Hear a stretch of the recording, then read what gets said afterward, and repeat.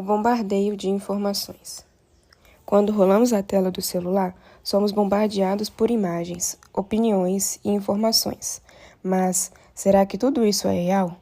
Ou estamos presos a ilusões, como no mito da caverna de Platão, vendo apenas sombras da realidade?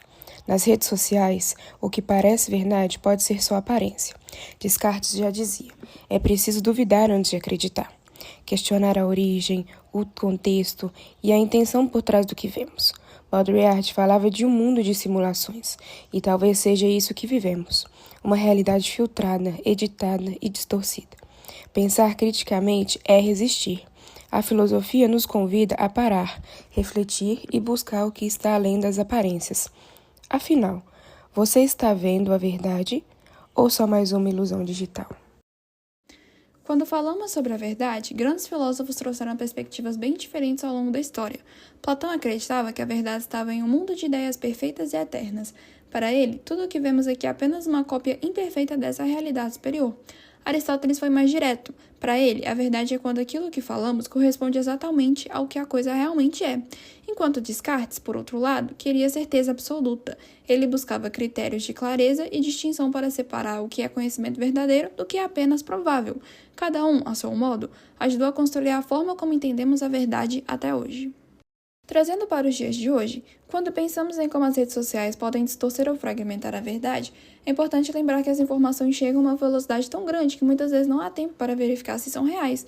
Além disso, os algoritmos criam bolhas digitais, mostrando apenas conteúdos que reforçam nossas opiniões, escondendo outros pontos de vista. As informações também chegam de forma fragmentada. Um meme, uma manchete fora de contexto, um trecho de vídeo, isso acaba distorcendo a compreensão da história completa. Para piorar, existem interesses políticos e econômicos que manipulam narrativas para influenciar o que pensamos. E ainda tem o efeito da repetição. Quando vemos algo muitas vezes, começamos a acreditar que é verdade, mesmo sem as provas. René Descartes, filósofo do século XVII, propôs a chamada dúvida metódica. Para ele, antes de aceitar qualquer ideia como verdadeira, é preciso questionar tudo, até as próprias percepções, e só confiar no que puder ser demonstrado de forma clara e lógica. Essa atitude não é apenas filosófica, ela é muito atual. Hoje somos bombardeados por notícias, vídeos e postagens a cada segundo. Se acreditarmos em tudo sem verificar, caímos facilmente em boatos e fake news. Aplicar a dúvida metódica online significa checar a fonte, comparar diferentes veículos de informações, buscar dados confiáveis e pensar antes de compartilhar. Assim como Descartes buscava uma base sólida para o conhecimento, nós também precisamos dessa base para navegar na internet com senso crítico e não sermos enganados. Autonomia e esclarecimento. Kant. Para Kant, o esclarecimento é um projeto de emancipação individual e coletivo que, através da afirmação da razão e da coragem de pensar por si mesmo, conduz à autonomia, que é o fundamento da moralidade e da verdadeira liberdade. Kant dizia: sapere aude, ouse saber, tenha coragem de usar a sua própria razão. Hoje, somos bombardeados por informações. O ouse saber nos chama a não acreditar em tudo que vemos na internet, mas a analisar, pesquisar e refletir antes de formar opiniões. No contexto das redes, isso significa não aceitar passivamente o que vemos, mas a questionar e buscar conhecimento. Reflexão.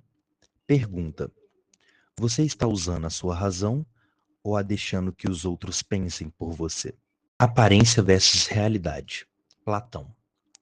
Platão, no mito da caverna, fala sobre pessoas que confundem sombras com a realidade. Nas redes sociais, as sombras são as imagens, posts e notícias que muitas vezes distorcem os fatos, criando uma realidade aparente. Por isso, é muito importante nos mantermos atentos às fake news. Reflexão. Estamos vendo o mundo como ele é ou apenas o que os algoritmos querem nos mostrar? Bom, depois de tudo que apresentamos até aqui, nós chegamos ao nosso último ponto, que é o pensamento crítico e a autonomia. Se a gente parar para pensar bem, essa ideia ela não é uma ideia muito nova. Desde os filósofos da antiguidade, a filosofia ela sempre funcionou como um treino para a mente. Então, questionar, refletir e não aceitar nada sem antes analisar. E quando trazemos isso para o presente, fica claro o quanto essa prática continua necessária. Afinal, a história nos dá ferramentas para analisar de onde vem uma informação e o que ela busca provocar, interpretar, o que está por trás do discurso. E, claro, também filtrar o que é confiável do que é manipulador. É justamente nesse ponto que a reflexão filosófica encontra a nossa vida digital. Hoje nós somos bombardeados por notícias, opiniões, memes, comentários e é muito fácil se deixar levar sem perceber. Só que se queremos ser protagonistas e não apenas consumidores passivos, nós precisamos desenvolver uma postura crítica e autonômica. Isso significa questionar antes de acreditar ou compartilhar, comparar fontes e ouvir diferentes pontos de vista, refletir sobre como cada conteúdo nos afeta, agir de forma autêntica em vez de apenas seguir modas passageiras e construir a nossa própria opinião com responsabilidade. Esse cuidado também vale para algo muito atual, que é o uso das inteligências artificiais. Elas podem ser ferramentas incríveis para aprender, criar e otimizar as tarefas, mas o uso excessivo delas ou irrefletido pode acabar diminuindo a nossa autonomia. Se a gente passa a aceitar tudo que uma IA produz sem questionar, a gente corre o risco de nos tornar dependentes, perdendo a capacidade de analisar por conta própria.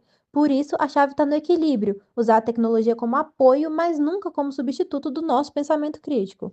Quando conseguimos aplicar tudo isso, a gente percebe que a filosofia não é um assunto distante, mas uma ferramenta prática para navegar nesse mar de informação digital.